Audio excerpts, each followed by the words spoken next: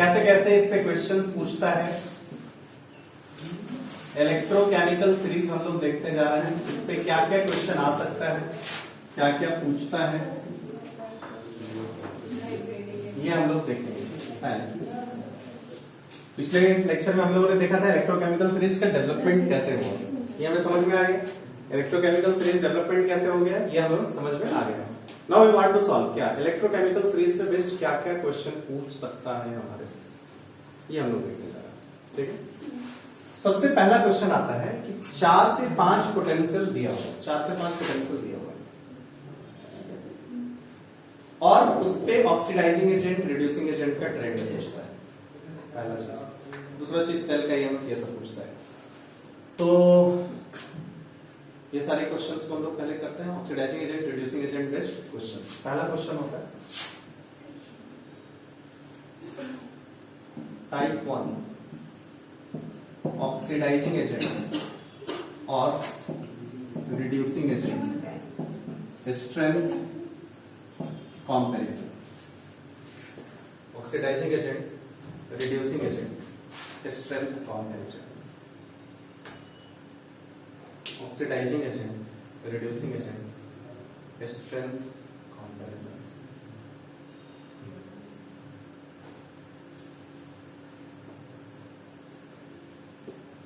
समझ में आएगा?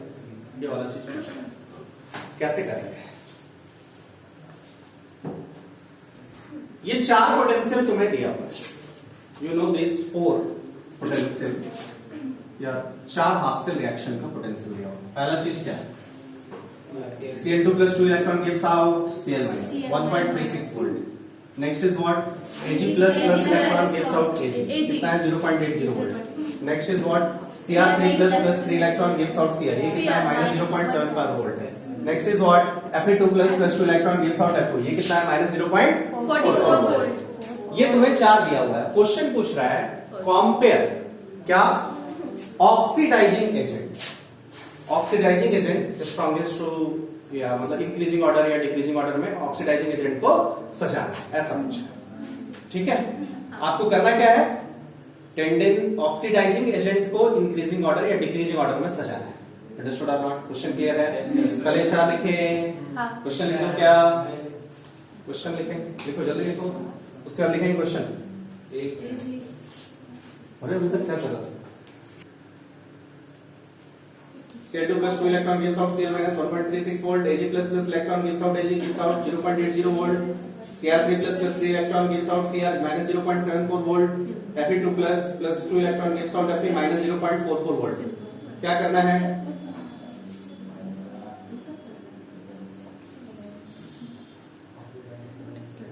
Arrange in increasing order of oxidizing agent.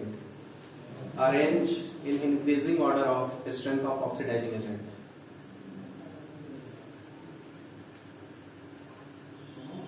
Understood? देखो ध्यान, कैसे करेंगे, हमें क्या देखना है।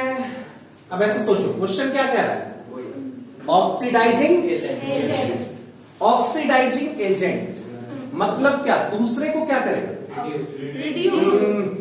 ऑक्सीडाइजिंग एजेंट, एजेंट जो ऑक्सीडाइज करेगा दूसरे को ऑक्सीडाइज करेगा। अरे दूसरे को खुद को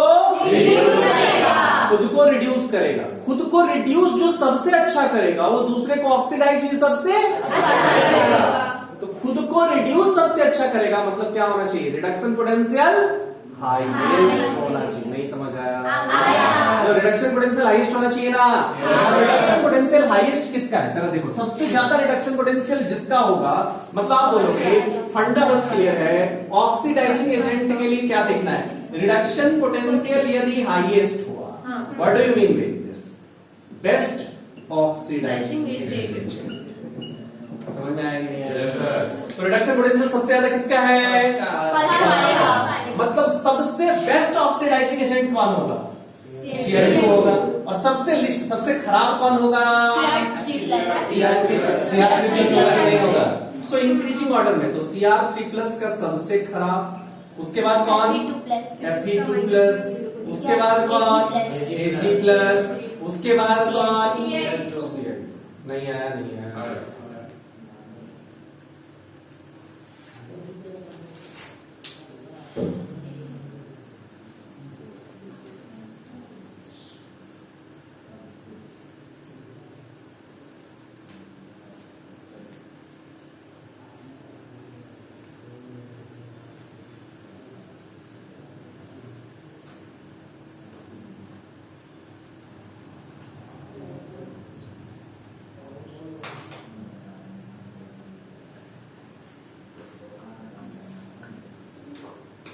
समझ में आ गया? नेक्स्ट अगला पार्ट क्या, अगला क्वेश्चन पूछा, arrange in increasing order. Next second question, arrange in increasing order of, अभी क्या दिया था, ऑक्सीडाइजिंग एजेंट, अब क्या होगा, reducing agent. Reducing agent, reducing agent का कैसे देखेंगे, चलिए फटाफट देखते हैं। रिड्यूसिंग एजेंट है my dear students, reducing agent मतलब क्या देखना है, ऑक्सीडेशन पोटेंशियल।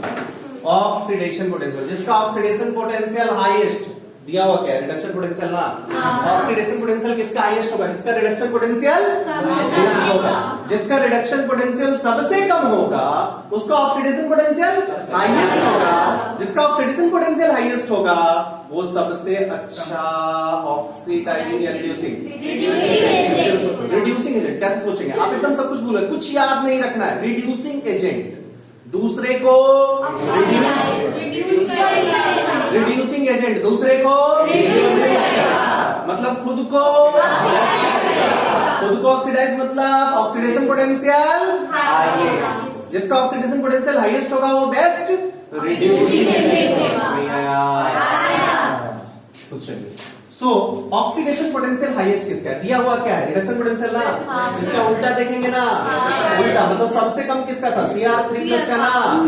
अच्छा, तो रिड्यूसिंग एजेंट सबसे अच्छा कौन होगा, रिड्यूसिंग एजेंट सबसे अच्छा कौन होगा, कौन सा, Cr3+। अब यही एक गलती हो जाती है क्या, अरे Cr3+ रिड्यूस होगा तो मतलब इसको ऑक्सीडाइज होना होगा। यहाँ पे रिएक्शन क्या है, Cr3+ से Cr ना, छोड़ो इसको, छोड़ो। Ag+ से Ag है, Ag+ को तुम और क्या कर रहे हो कि ऑक्सीडाइज हो जाओ। तो Ag का हाईएस्ट ऑक्सीडेशन स्टेट +1 है, ऑक्सीडाइज हो गया +2 मिलेगा। तो आपको इधर वाले सब्सटेंस नहीं बोलना होगा, ये टेक्निकल एरर लोग कर देते हैं, लिख देते हैं लोग Cr3+। नो, आपको क्या लिखना होगा, Cr। अरे रिड्यूसिंग एजेंट मतलब ऑक्सीडाइज होना, ऑक्सीडाइज Cr3+ थोड़ी होगा, ऑक्सीडाइज कौन होगा, Cr। समझ में आया कि नहीं, से भी ये गलती अगली बार गलती हुई टांग तोड़ देंगे। चलो नेक्स्ट, मतलब सबसे पुअर वाला कौन है, सबसे पुअर वाला ये वाला ना, मतलब Cl- लिखेंगे या Cl2 लिखेंगे, Cl- लिखेंगे, मतलब Cl- सबसे पुअर। उसके बाद कौन सा, उसके बाद Ag+ नहीं, Ag। उसके बाद Fe, उसके बाद समझ में आ गया कि नहीं आया, ऐसा कोई भी क्वेश्चन हो कर दोगे,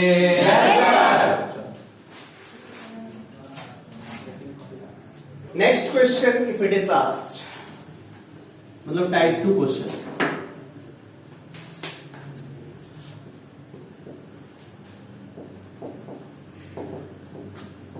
EMF ऑफ सेल। देखो आपको सेल कंस्ट्रक्ट करना है, ठीक है। सेल कंस्ट्रक्ट कौन, सेल जब भी आप कंस्ट्रक्ट करोगे then you should have 2 half cells ना। If you want to construct a cell you should have 2 half cells. कौन सा, एक ऑक्सीडेशन होना चाहिए और दूसरा आपके पास सेवरल रिएक्शंस है, आपके पास 4 रिएक्शन है। 4 रिएक्शन में आपको ऐसे सेलेक्ट करना है सच दैट कि एक ऑक्सीडेशन हो और एक रिएक्शन। समझ में आई बात, आपको बोल देगा, मान लो यहां से बोला ये 4 रिएक्शन दिया हुआ है, पूछा maximum EMF of the cell क्या होगा। क्वेश्चन लिखिए, find maximum EMF, find maximum EMF of the cell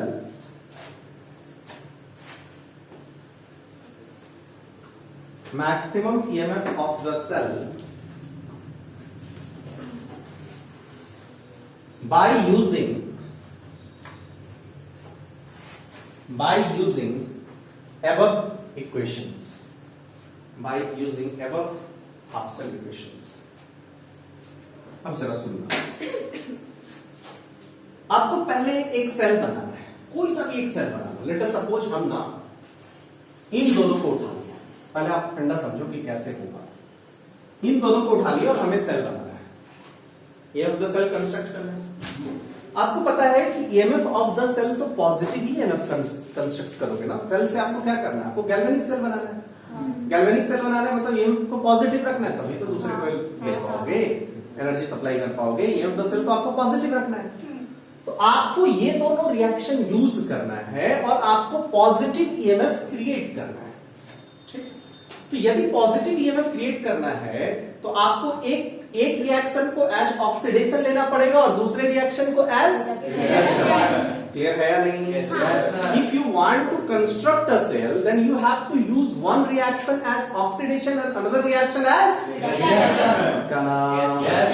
आपका मन नहीं हुआ, पता नहीं मुझे कुछ नया आइडिया आ रहा है, किसी को भी ऑक्सीडेशन ले लो, क्या फर्क पड़ता है, और किसी को भी रिडक्शन ले लो। लेट अस सपोज मैंने ऊपर वाला को एज ए रिडक्शन सेलेक्ट किया, ऊपर वाला को रिडक्शन के रूप में सेलेक्ट किया, रिडक्शन के रूप में सेलेक्ट किया, तो रिडक्शन वाले का पोटेंशियल, रिडक्शन वाले का तो एज इट इज ले लेंगे ना। हमारा पहला रिएक्शन हो गया क्या, Cr3++3 इलेक्ट्रॉन गिव्स आउट क्या, Cr।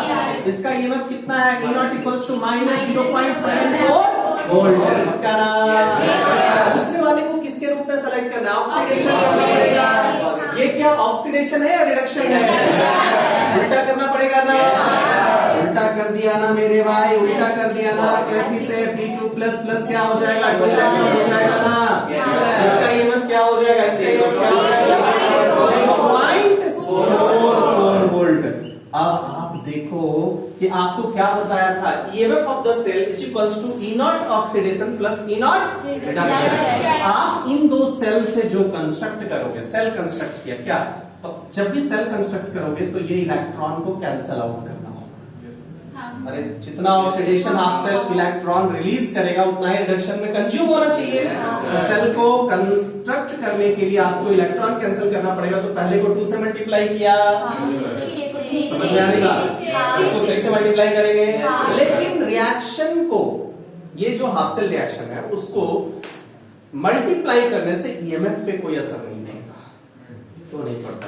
अरे 1 मोल रिएक्ट करे या 2 मोल रिएक्ट करे, याद करो इलेक्ट्रोड पोटेंशियल क्या हो, कैपेसिटर वाली बात थी ना।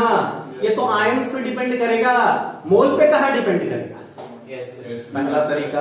आगे हालांकि हम लोग पढ़ेंगे, आगे डेल जी और ईएमएफ में रिलेशन निकालेंगे। डेल जी इक्वल्स टू होता है -NFE, ये रिलेशन होता है। तो डेल जी क्या है, गिव्स फ्री एनर्जी। ये आपको पता है एक्सटेंसिव प्रॉपर्टी होता है, एक्सटेंसिव। डेल जी एक्सटेंसिव और एन नंबर ऑफ मोल भी एक्सटेंसिव। तो ये क्या हो जाएगा, एक्सटेंसिव बाय एक्सटेंसिव इंटेंसिव हो जाएगा ना। So EMF is intensive property. EMF is intensive property मतलब किसी चीज से मल्टीप्लाई यदि करेंगे तो ईएमएफ पे कोई फर्क नहीं पड़ेगा। यदि आप 2 से मल्टीप्लाई करेंगे तब भी ईएमएफ उतना ही रहेगा, इसको 3 से मल्टीप्लाई करेंगे तब भी ईएमएफ उतना ही रहेगा। तो हमने नेट सेल रिएक्शन भी लिख दिया, कैसे, इसको 2 से मल्टीप्लाई किया और इसको 3 से मल्टीप्लाई किया। नेट सेल रिएक्शन क्या आ गया, twice Cr3+ plus thrice Fe gives out 6 electron तो कैंसिल हो जाएगा ना। अब बोलो इधर क्या हो जाएगा, thrice Fe2+ plus twice Cr। अब इसका ईएमएफ क्या होगा, आप बोलोगे दोनों का ईएमएफ होगा, वही सिंपल सम कर देंगे। जब भी ईएमएफ ऑफ द सेल निकालेंगे तो हम लोग ऑक्सीडेशन और रिडक्शन दोनों हाफ सेल का जो ईएमएफ आएगा उसको हमेशा सम कर सकते हैं, कोई दिक्कत नहीं है।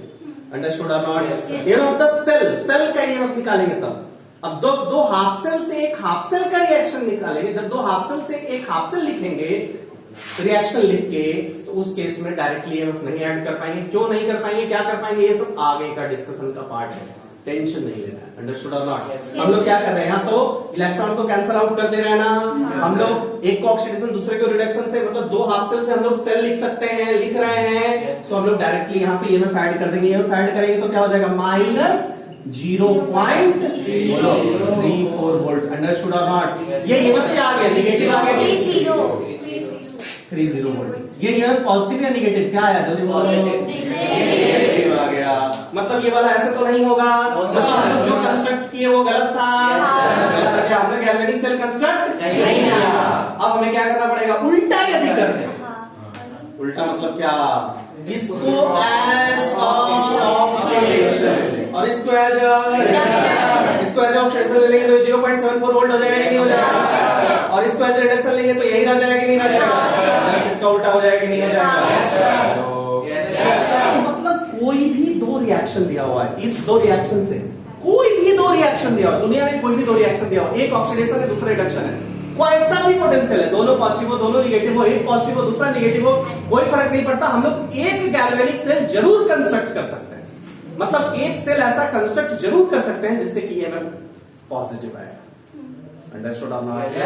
From this electrochemical series, we can construct infinite number of cell. We can use oxidation and reduction. यार मेरे पास इनफाइनाइट रिएक्शंस, ढेर सारे रिएक्शंस हैं, किसी को एच ऑक्सीडेशन ले ले, किसी को एच रिडक्शन ले ले, हमको जिस भी सेल की जरूरत होगी, जितने भी ईएमएफ की सेल की जरूरत होगी हम देख के ले लेंगे। Understood or not? Yes, sir. ध्यान रखना, ये क्या हम लोग कर रहे हैं, स्टैंडर्ड ईएमएफ कर रहे हैं, मतलब हमें गैसेस का कंसंट्रेशन, गैसेस स्पीसीज का प्रेशर 1 बार रखना होगा और पक्का ना। अब हम लोग जो सेल कंस्ट्रक्ट करेंगे, इन दोनों से जो सेल कंस्ट्रक्ट करेंगे, तो इसको एज ऑक्सीडेशन लेंगे और इसको एज अब जरा तुम दिमाग लगाओ कि कौन सा दो रिएक्शन लेंगे सच दैट कि ईएमएफ मैक्सिमम होगा। जो ऑक्सीडाइज करेगा उसको मैक्सिमम और जो रिड्यूस करेगा वो मिनिमम। मतलब ये हुआ कि जिसका ऑक्सीडेशन पोटेंशियल हाईएस्ट होगा उसको ऑक्सीडेशन के रूप में ले लेंगे, और जिसका रिडक्शन पोटेंशियल हाईएस्ट होगा उसको रिडक्शन के रूप में ले लेंगे। नहीं समझे, ये रिडक्शन पोटेंशियल दिया हुआ था ना, जिसका रिडक्शन पोटेंशियल हाईएस्ट है पहले उसको सेलेक्ट कर लीजिए, किसका रिडक्शन पोटेंशियल हाईएस्ट है, इसको ले लिए, बोलो। दूसरा जिसका रिडक्शन पोटेंशियल लीस्ट है उसका ऑक्सीडेशन पोटेंशियल हाईएस्ट होगा, उसको भी पकड़ लीजिए, बोलो। अब रिडक्शन पोटेंशियल किसका लिस्ट है, इसको एज ऑक्सीडेशन, तो ये वाला 0.74 वोल्ट मिल जाएगा, ये वाला 1.36 वोल्ट मिल जाएगा। क्वेश्चन लिखना था, क्या लिखना था, find maximum EMF that can find maximum EMF that can be constructed by using above reaction। तो मैक्सिमम EMF क्या हो जाएगा, मैक्सिमम EMF क्या हो जाएगा, इसको एज ऑक्सीडेशन लेंगे 1.36 वोल्ट हो जाएगा, बोलो। यहाँ एज ऑक्सीडेशन एज रिडक्शन इसको लेंगे तो 1.36 वोल्ट प्लस कितना आ जाएगा 0.74 वोल्ट। अंडरस्टूड और नॉट, आंसर लिखिए। नेक्स्ट क्वेश्चन, नेक्स्ट क्वेश्चन क्या हो जाएगा, नेक्स्ट क्वेश्चन क्या पूछेगा जल्दी, नेक्स्ट क्वेश्चन, नेक्स्ट क्वेश्चन आपसे पूछेगा find cell reaction and cell representation, या राइट डाउन ऐसे लिखिए, write down the cell reaction and cell representation, write down the cell reaction and cell representation, write down the cell reaction and cell representation, cell reaction and cell representation corresponding to maximum EMF of the cell, corresponding to maximum EMF of the cell। ये आपके class 12 के exam में भी आएगा, चलो ध्यान रखना, मतलब मैं मैक्सिमम EMF के corresponding कर रहा हूं, वहां पे सेल रिप्रेजेंटेशन या कुछ भी दिया हुआ रहेगा, आपको कहेगा कि सेल रिएक्शन लिखिए, तो कैसे लिखेंगे ध्यान से सुनना, कैसे करेंगे ये भी ध्यान से देखना। हमेशा हम लोग सेल रिएक्शन के लिए पहले आइडेंटिफाई करेंगे दो इलेक्ट्रोड, एनोड और कैथोड। चलो, तो मैक्सिमम ईएमएफ वाला तो आपको रिएक्शन आइडेंटिफाइड है, रिएक्शन आइडेंटिफाइड है ना, रिएक्शन के लिए दो इलेक्ट्रोड आइडेंटिफाइड है, कौन कौन सा, एक ये लिया था और एक ये लिया था। पहला इलेक्ट्रोड कौन होगा, एट एनोड लिखेंगे, एट एनोड ऐसे लिखेंगे। एनोड पे कौन सा रिएक्शन, एनोड पे क्या होता है, एनोड पे कौन सा, एनोड पे क्या होता है, ऑक्सीडेशन। ऑक्सीडेशन, ऑक्सीडेशन किसका कराना था, ऊपर वाले का या नीचे वाले का, नीचे वाले का, तो नीचे वाले का कराना था, तो लिख देंगे Cr से क्या, Cr3 प्लस 3 इलेक्ट्रॉन, पक्का ना। इसका ईएमएफ क्या होगा, तो आप बोलोगे E0 Cr से Cr3 प्लस पे कितना हो गया 0.74 वोल्ट, पक्का ना। ये कौन सा पोटेंशियल है बाबू, ये कौन सा पोटेंशियल है, कौन सा पोटेंशियल है, कौन सा पोटेंशियल है, अरे ऑक्सीडेशन है, अभी तो देखना सिखाया था, नहीं बोलोगे कूट देंगे, बेकार में फालतू में यार मिस्टेक्स कर रहे हो। एट एनोड लिख दिया ना, अब अगला एट कैथोड लिखेंगे, एट कैथोड लिखेंगे, एट कैथोड, एट कैथोड क्या होगा, चलो मेरे भाई, एट कैथोड, एट कैथोड क्या बोलो मेरे भाई, Cl2 plus 2 electron gives out क्या, ट्वाइस Cl माइनस, पक्का ना। यहाँ पे ई नॉट किससे, Cl2 से Cl माइनस का क्या है, क्या है, क्या है, 1.36 वोल्ट है। अच्छा ये हाफ सेल पोटेंशियल है, सेल पोटेंशियल है, ये जो 1.36 वोल्ट देख रहे हैं 0.7 हाफ सेल पोटेंशियल है। क्या ये स्टैंडर्ड सेल पोटेंशियल है, स्टैंडर्ड हाफ सेल पोटेंशियल है, yes it's standard half cell potential. मतलब यहाँ पे Cr3 प्लस कितना होना चाहिए, 1 मोलर वही।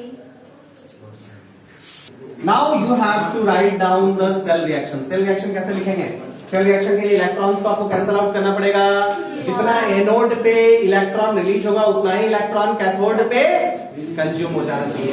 तो इसके लिए क्या करेंगे, इसको 2 से मल्टीप्लाई करेंगे कि नहीं मेरे भाई, अरे बोलो, इसके लिए इसको क्या करेंगे, इसको 3 से मल्टीप्लाई करेंगे कि नहीं करेंगे, कर दिया।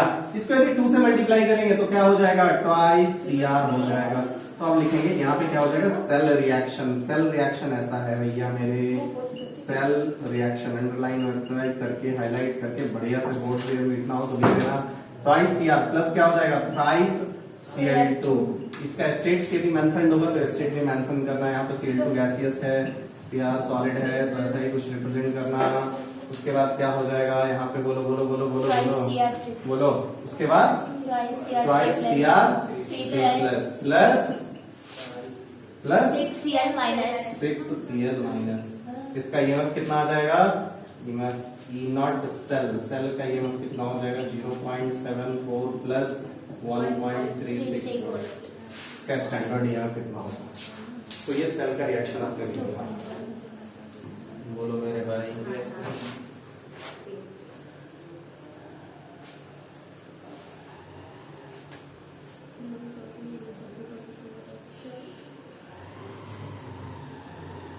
Now question is how you will represent the cell. Representation of cell कैसे यूज करोगे, तो चलो एनोड पे कौन सा रिएक्शन है, एनोड पे कौन सा है, एनोड पे Cr और Cr3 प्लस है ना, Cr3 प्लस, सॉल्ट ब्रिज होगा बीच में, अरे बोलो मेरे भाई, कुछ कंसंट्रेशन के लिए दिया हो रहा है तो यहाँ कंसंट्रेशन भी मेंशन कर देंगे, जैसे मेरे यहाँ ई नॉट है तो 1m रखेंगे। बोलो राइट साइड में क्या है, राइट साइड में Cl2 और क्या है Cl माइनस। इधर कुछ इलेक्ट्रोड ले लेंगे, let us suppose Pt electrode, क्योंकि ये तो गैसियस है और ये एक्वस है, कुछ इलेक्ट्रोड को सेलेक्ट करना पड़ेगा। अरे बोलो नहीं है, नहीं है। Cr सॉलिड है, क्रोमियम में मान लो क्रोमियम का इलेक्ट्रोड ले लिया, नहीं तो कुछ उसका मेटल लेना हो तो ले। ये सेल रिप्रेजेंटेशन हो गया। डबल वर्टिकल लाइन क्या होता है, सॉल्ट ब्रिज होता है।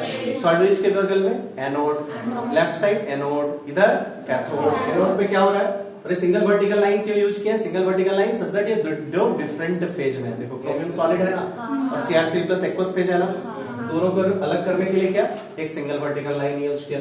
Cr2 गैसियस फेज है और Cl माइनस एक्वस फेज है। अरे बोलो Cl माइनस एक्वस और ये गैसियस फेज है, Pt सॉलिड है, तो तीनों को अलग करने के लिए क्या किया, सिंगल वर्टिकल लाइन यूज किया। अंडरस्टूड और not, this one is the cell representation. Clear है मेरे भाई, मैक्सिमम एफ वाली चीज क्लियर हो गई। नेक्स्ट इसी पे अगला क्वेश्चन पूछ सकते हैं क्या, मैक्सिमम ईएमएफ के बाद एक और चीज पूछ सकता है, मिनिमम ईएमएफ भी पूछ सकता है। क्वेश्चन देखिएगा, find minimum EMF of the cell, find minimum EMF of the cell, minimum EMF of the cell,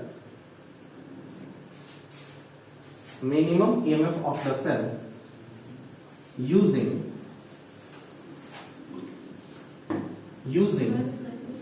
above 4 reactions. Minimum EMF of the cell by using above 4 reactions. Minimum EMF of the cell using above 4 half cell reactions.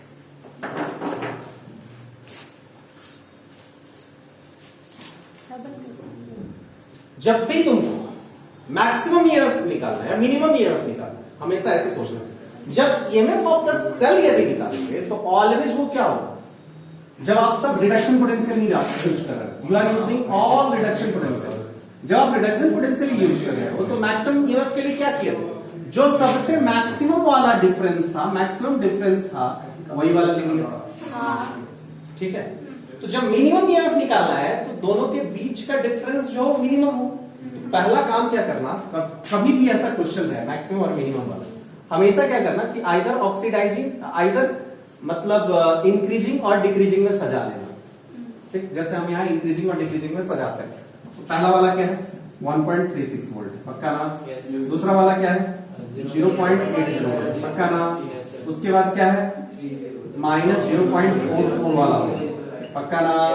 इसके बाद क्या होगा -0.74 volt, पक्का। अब हमको पता है कि दो जब भी हम यूज करेंगे, इंक्रीजिंग और डिक्रीजिंग क्यों कह रहे हैं जरा समझना। मैक्सिमम ईएमएफ में लोचा नहीं था, मिनिमम में लोचा है, क्या, क्योंकि दोनों का डिफरेंस ही है। तो अब इसकी और इसकी डिफरेंस बात नहीं करेंगे, क्योंकि इसकी डिफरेंस ज्यादा ही होना है।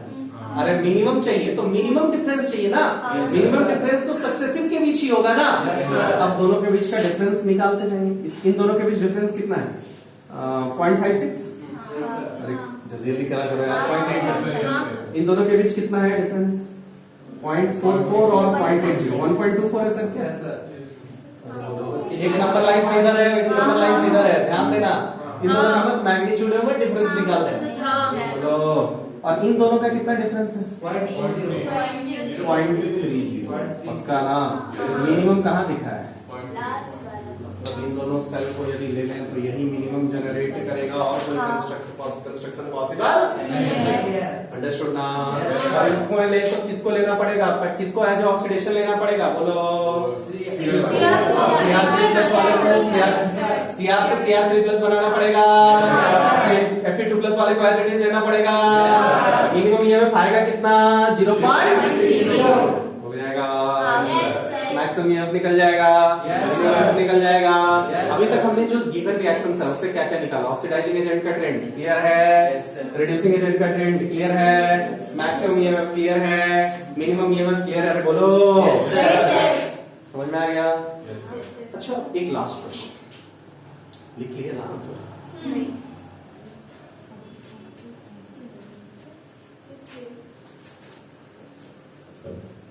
यही रिएक्शंस दिया हुआ है, ठीक है, ये रिएक्शंस दिया हुआ है। अब आपसे पूछता है 4 रिएक्शन दिया हुआ है and question is asked how many galvanic cell you can construct with this EMF. अभी तक सारी कुछ डिस्कशन हम लोग गैल्वेनिक सेल की बात कर रहे हैं। मिनिमम ईएमएफ में हम लोग निगेटिव वाला मिनिमम नहीं लिए, गैल्वेनिक सेल बात की है। गैल्वेनिक सेल मतलब ईएमएफ पॉजिटिव होना चाहिए, अंडरस्टूड और नॉट। अगला मेरा ये क्वेश्चन है maximum number of cells that can be generated by using these reactions. Question. Find maximum number of cells that can be generated by using given reactions. Find maximum number of galvanic cells. Yes, sir, galvanic cell. Find maximum number of galvanic cells that can be constructed. Maximum number of galvanic cells that can be constructed by using above given reactions, by using above given reactions.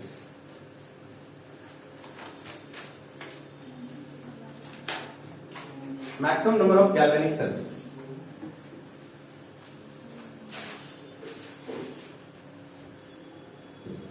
Maximum number of galvanic cells. अच्छा क्या होगा, क्या concept होगा, सोचो। बहुत आसान है, किसी ने आंसर बोल भी दिया था। Yes 4C2, very good. कैसे 4C2? अरे 2 सेल के एक्शन उठाया, कोई सा भी 2 सेल के एक्शन उठा लो तो एक गैल्वेनिक सेल बनेगा कि नहीं बनेगा? एक ईएमएफ पॉजिटिव आएगा ना। आपके पास 4 है, 2 को सेलेक्ट करना है, 2 रिएक्शन उठाना है, मतलब 4C2। आपके पास 4 केमिकल रिएक्शन है, एक ए है, दूसरा बी है, तीसरा सी है, चौथा डी है। कोई सा भी 2 उठा लो, एक बार ये पॉजिटिव होना ही है। क्या क्या कॉम्बिनेशन होगा, ए के साथ बी का, ए के साथ सी का, ए के साथ डी का, ये 3 सेल कंस्ट्रक्ट होगा। डी के साथ सी का, बी के साथ डी का, ये 2 और सी के साथ डी का, यही 6 कंस्ट्रक्ट होगा ना। मतलब कॉन्सेप्ट हो जाएगा if n cell and half cell reactions are given, तो NC2 cell, NC2 galvanic cell आप कंस्ट्रक्ट कर सकते। अंडरस्टूड और नॉट? सबका सब गैल्वेनिक होगा, कोई सा भी 2 रिएक्शन उठाओ, एक नेगेटिव ईएमएफ जनरेट होगा तो दूसरा उल्टा करोगे पॉजिटिव जनरेट ही होगा। कोई सा भी 2 उठा लो, अभी तो दिखाया था। अंडरस्टूड और नॉट? नहीं आया, नहीं आया, आ गया। तो maximum by using n reactions लिख देना note, by using n half cell reactions, by using n half cell reactions, by using n half cell reactions we can construct, by using n half cell reactions we can construct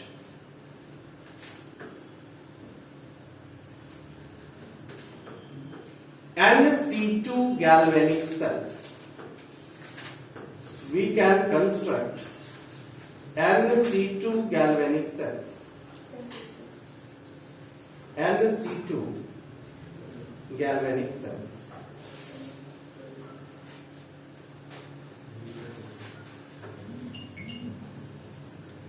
बोलो मेरे भाई, समझ में आ गया कि नहीं आया?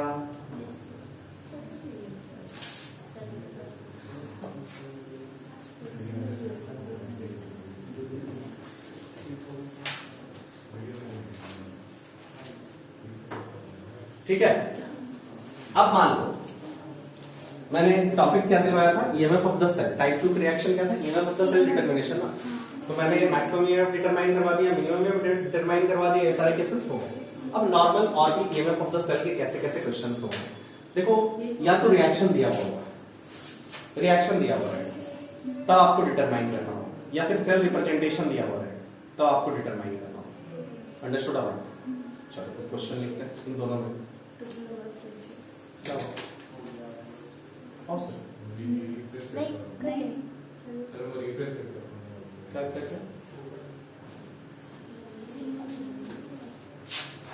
वो ऐसा जो हो रहा है, क्यों होता है? रिफ्रेश रेट मैच नहीं होता। क्वेश्चन नेक्स्ट देगा क्या, find EMF in following. Find standard EMF in following. Standard EMF. Standard EMF in following.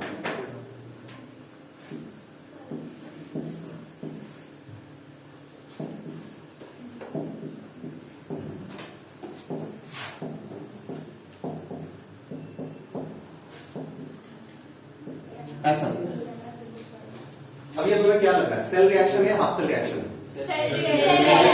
समझ आ रहा है? देखो जेडन से जेड टू प्लस 2 इलेक्ट्रॉन होगा ना, समझ में आ रहा है? एनसीईआरटी के क्वेश्चन मान लीजिए ऐसा होगा तो क्या क्या पूछेगा, इससे क्या क्या पूछेगा। पहला क्वेश्चन, मैं थोड़ा सा क्वेश्चन को चेंज कर रहा हूं। फर्स्ट पार्ट है इस क्वेश्चन का, identify half cell reactions. Identify half cell reactions, ठीक है। एंड सेकेंड पार्ट है फाइंड ई नॉट सेल, ऐसा, ठीक है। ये दो पार्ट, ठीक। गिवन क्या होगा, इसका हाफ सेल पोटेंशियल्स दिया होगा, जेड एन से जेड एन टू प्लस, तो तुम लोग को याद भी हो गया होगा। गिवन है क्या, E naught Z N two Z N two plus, ये क्या है 0.76 वोल्ट, ठीक है। याद नहीं रखना है। और E naught A G plus 2 AG ये दिया हुआ है 0.80 वोल्ट, 80 वोल्ट। अंडरस्टूड? ये गिवन है, दिस आर गिवन। चलो पहला पार्ट कर लोगे, पहला पार्ट कर लोगे। यहाँ पे एनोड पे क्या हो रहा है, एट एनोड क्या हो रहा है, बोलो बोलो बोलो। एनोड पे कौन होगा, ऑक्सीडेशन होगा ना। चलो जिंक का यहाँ क्या लिखा है, ऑक्सीडेशन या रिडक्शन? हिंदी का क्या दिख रहा है? ऑक्सीडेशन। ऑक्सीडेशन दिख रहा है। Ag प्लस का क्या दिख रहा है? रिएक्शन। दिख रहा है। तो हाफ सेल रिएक्शन आइडेंटिफाई हो गया। एट एनोड क्या होगा? एट एनोड क्या होगा? ऑक्सीडेशन। ऑक्सीडेशन कौन सा है? Zn से Zn2 प्लस का और एट कैथोड क्या हो रहा है? एट कैथोड क्या हो रहा है?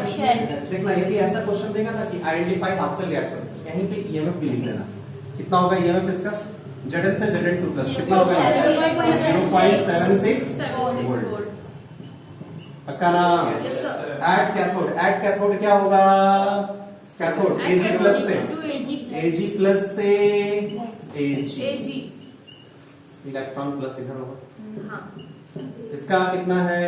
0.80 वोल्ट। तो पहला वाला क्वेश्चन तो हो जाएगा। आइडेंटिफाई हाफ सेल रिएक्शंस हो जाएगा ना? सेकंड वाला क्या? Find E naught cell. Find E naught cell भी हो जाएगा। ई नॉट सेल क्या हो जाएगा? इसको 1.6 कहां? 5 6 ना? 1.5। अरे बोलो, दोनों को ऐड करेंगे तो ये वाला रिएक्शन आ जाएगा। So EMF E naught cell क्या हो जाएगा? E naught ox plus E naught oxidation वाला 0. ऑक्सीडेशन वाला इधर है 0.76 वोल्ट। कुछ लोग यहाँ पे कंफ्यूज हो जाते हैं, कैसे आप पॉजिटिव क्यों किए? अरे मैं यहाँ ऑक्सीडेशन पोटेंशियल रिडक्शन पोटेंशियल अलग अलग ले रहा हूँ। यदि मैं दोनों का रिडक्शन पोटेंशियल लेता तब प्लस और माइनस करता, उस केस में ये वाला चीज माइनस 0.76 लेना पड़ता। माइनस 0.76 प्लस 1 प्लस 0.76 ही आ जाता ना। समझ में आ गया कि नहीं आ गया? यस सर, आ गया। नेक्स्ट क्वेश्चन, इसी पार्ट का नेक्स्ट क्वेश्चन बेटा दे।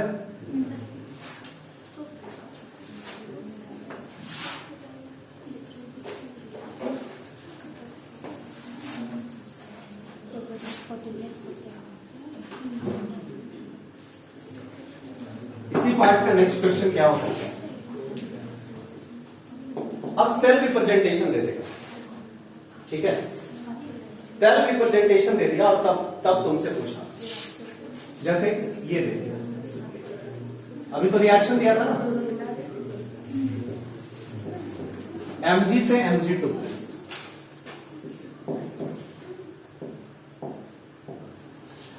ये क्या है? सेल रिप्रेजेंटेशन है ना मेरे भाई? Yes sir. ये सेल रिप्रेजेंटेशन दिया हुआ। पूछा फर्स्ट आइडेंटिफाई या राइट डाउन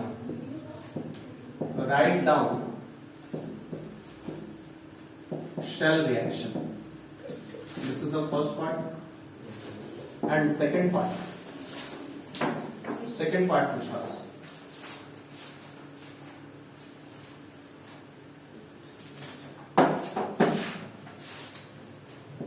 Find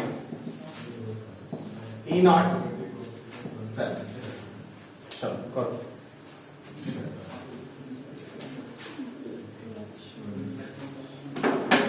एमजी और उसका वैल्यू देना हो। हाँ गिवन है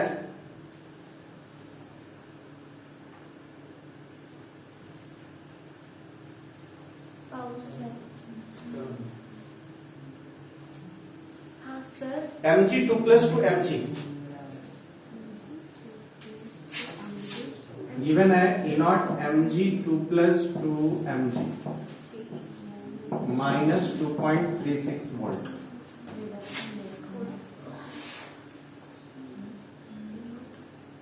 Cu 2 plus 2 Cu ये तो सर मुझे याद ही 0.34 वोल्ट।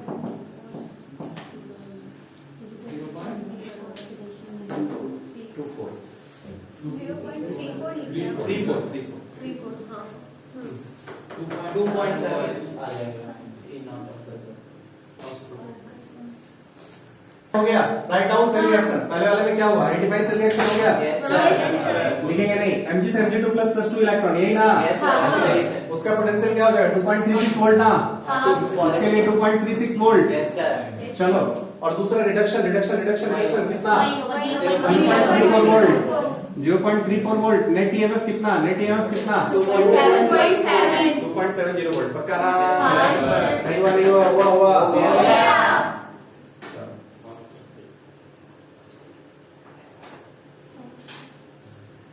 टाइप का क्वेश्चन यहाँ से पूछता है यहाँ पे और भी क्वेश्चंस प्रैक्टिस करना होगा मतलब और भी टाइप का क्वेश्चन होता है यहाँ पे ईएमएफ ऑफ द सेल निकालने के लिए लेकिन जैसे जैसे हम लोग नस्ट इक्वेशन पढ़ेंगे और भी सब ढेर सारा इलेक्ट्रोड पढ़ेंगे तो और भी इसका प्रैक्टिस होता चला जाएगा कुछ और भी क्वेश्चन हम लोग करेंगे लेकिन बाद में अंडरस्टूड होगा नाउ हम लोग थोड़ा सा बढ़ा दिए जल्दी जल्दी चेंज नेक्स्ट आगे बढ़े Yes, sir. Type 3 feasibility of the reaction feasibility of the reaction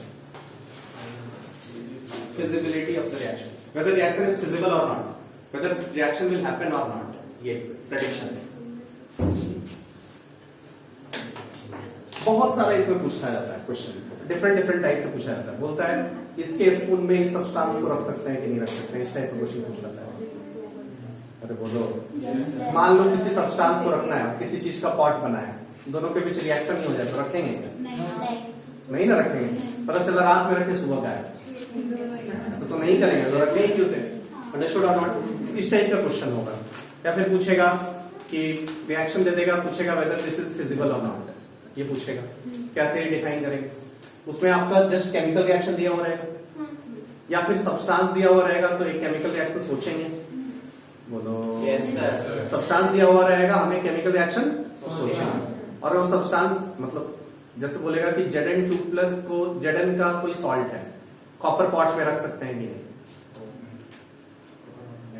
simply ये क्वेश्चन तो Zn2+ का सॉल्ट है तो Zn2+ का सॉल्ट है तो रिड्यूस होकर Zn बना सकता है और कॉपर का पॉट है तो Cu से Cu2+ बन सकता है अब जरा तुरंत सोचो Zn2+ से Zn बनता है इसके लिए कितना -0.76 वोल्ट Yes, sir. अरे Zn से Zn2+ के लिए यही ना yes, sir. कॉपर का पॉट है तो Cu से Cu2+ 2 इलेक्ट्रॉन बोलो मेरे भाई इसके लिए कितना -0.34 वोल्ट अब ये वाला केमिकल रिएक्शन कभी नहीं हुआ क्यों क्योंकि दोनों को कंस्ट्रक्ट करोगे सेल तो ये नेगेटिव ही है Yes, sir. मतलब फिजिबिलिटी ऑफ द रिएक्शन की जब भी बात करेगा तो आप देखोगे कि ऑक्सीडेशन क्या है रिडक्शन क्या है वो देखोगे फिर सेल रिएक्शन का ईएमएफ निकालोगे यदि EMF of the cell E cell greater than 0 हो मींस क्या हो जाएगा रिएक्शन इज फिजिबल समझ में आया कि नहीं Yes, sir. आया बोलो अंडरस्टूड और नॉट Yes, sir. अब जब EMF of the cell less than 0 है मतलब रिएक्शन फिजिबल नहीं है। जैसे यहाँ पे पूछा जिंक का सॉल्ट है जिंक का सॉल्ट है कॉपर प्लॉट में रख सकते हैं कि नहीं हमने देखा जिंक का सॉल्ट है Zn2+ से ZnSO4 ही है कॉपर सॉल्ट में रखा कॉपर के पॉट में रखा कोई दिक्कत ही नहीं कॉपर के पॉट में रखा कॉपर का बर्तन है जिंक का सॉल्ट रखा कोई दिक्कत नहीं रिएक्शन नहीं होगा लेकिन यही उल्टा है जिंक का पॉट लिया और कॉपर का सॉल्ट ले लिया बोलो कॉपर का पॉट ले लिया जिंक का पॉट ले लिया जिंक का पॉट ले लिया तो जिंक का पॉट में क्या टेंडेंसी होगा Zn से Zn2+ बना सकता है कि नहीं अरे बोलो मेरे भाई Yes, sir. पक्का ना कॉपर का सॉल्ट है मान लो Cu2+ CuSO4 ले लिया तो Cu2+ 2+2 electron gives out CO तो आपको डायनेमिक सेल दिख जाएगा अरे तो इसका तो यहाँ पॉजिटिव हो जाता है वहां पे तो एक सेल कंस्ट्रक्ट हो जाएगा सेल कंस्ट्रक्ट हो जाएगा बात ही खत्म यार नहीं रख सकते ना रिएक्शन हो जाएगी Yes, sir. ना वहां पे ऑक्सीडेशन पॉसिबल भी है रिडक्शन भी पॉसिबल है मतलब इस टाइप का क्वेश्चन आपसे पूछा जा सकता है। अंडरस्टूड और नॉट Yes, sir. समझ में आया कि नहीं आया Yes, sir. इसमें और भी बहुत टाइप के क्वेश्चंस होते हैं जो विल डिस्कस इट लेटर ठीक है समझ में आ गया समझ में आया कि नहीं आया Yes, sir. पक्का ना Yes, okay thank you Thank you.